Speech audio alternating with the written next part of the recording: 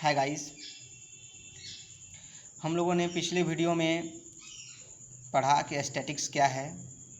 Statics को किन किन मनोवैज्ञानिकों ने अपने आधार पर किस किस प्रकार परिभाषित किया। आज हम लोग सांख्यिकी की उपयोगिता और उसकी क्या क्या सीमाएं हैं इसके बारे में अध्ययन करेंगे, देखेंगे।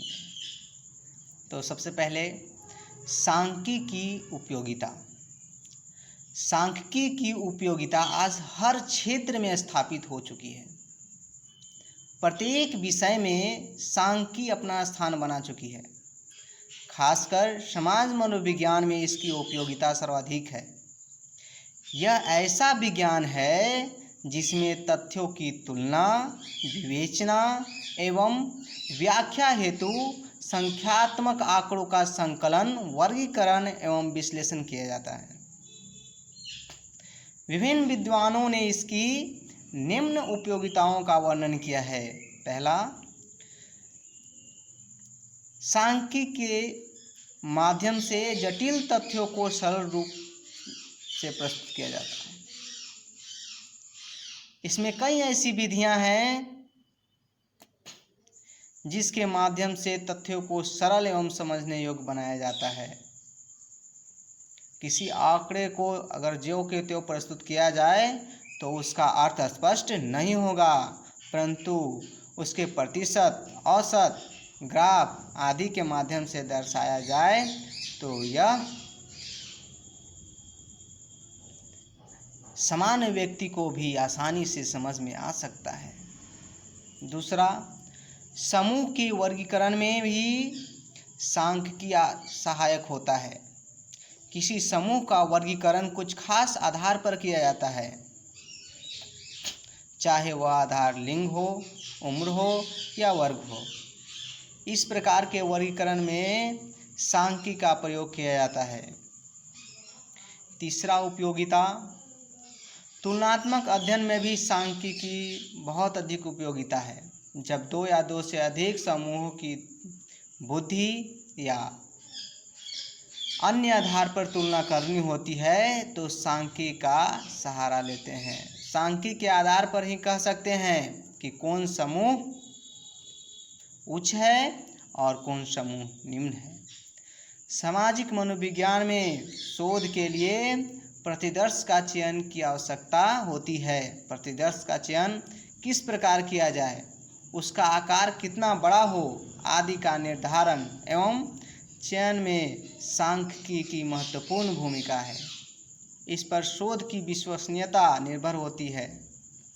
पांचवां, किसी भी शोध में आंकड़ों को एकत्र करने के पश्चात इसके विश्लेषण की आवश्यकता होती है। सांख्यिकी के माध्यम से आंकड़ों को एकत्र करके उसका निरूपण किया जाता है और उसी के आधार पर निष्कर्ष निकाला जाता है। तथ्यों के आपसी संबंध। छठा है, तथ्यों के आपसी संबंधों की जानकारी के लिए सांख्यिकी का उपयोग किया जाता है। इसके लिए सहसंबंध तथा कुछ अन्य विधियां हैं जिनका सहारा लिया जाता है। ये थे सांख्यिकी की उपयोगिता। अब हम लोग सांख्यिकी की सीमाएं के बारे में पढ़ेंगे, क्या क्या इसकी सीमाएं हैं। उपयुक्त गुणों के अलावा विद्वानों ने सांख्यिकी के कुछ दोषों की भी चर्चा की है, सीमाओं की भी चर्चा की है, जो निम्न है। पहला, सांख्यिकी से प्राप्त आंकड़े पूरी तरह से सही नहीं होते हैं। इसलिए कहा जा सकता है कि सांख्यिकी तथ्य सफेद झूठ है। सांख्यिकी से प्राप्त निष्कर्ष औसत रूप से ही सही होते हैं, जिसमें व्यक्तिगत भिन्नता का पता नहीं चलता है। अतः इसका निर्णय समूह के लिए लागू तो होता है, उसकी इकाई के लिए नहीं। सांख्यिकी तीसरा है, सांख्यिकी एक साधन हो सकता है, साध्य नहीं। सांख्यिकी से तथ्यों की सूक्ष्म विशेषताएं प्रकट होती हैं, जिसके आधार पर विश्लेषण करते समय सही को गलत और गलत को सही साबित किया जा सकता है। अतः इससे प्राप्त निष्कर्ष भ्रामक हो सकते हैं। चौथा, सांख्यिकी के माध्यम से केवल संख्यात्मक तथ्यों का ही अध्ययन हो सकता है। गुणात्मक तथ्यों का अध्ययन इसके द्वारा नहीं हो सकता है। गुणात्मक तथ्यों जैसे ईमानदारी, सच्चाई, इस सब का अध्ययन नहीं हो सकता है। इससे इसका मापन संभव नहीं है। उपयुक्त दोषों के बावजूद सांख्यिकी का सामाजिक मनोविज्ञान में महत्वपूर्ण स्थान है। वास्तविकता तो यह है कि कोई भी सामाजिक विज्ञान सांख्यिकी के बिना अधूरा है। Okay guys, thank you, thanks for watching.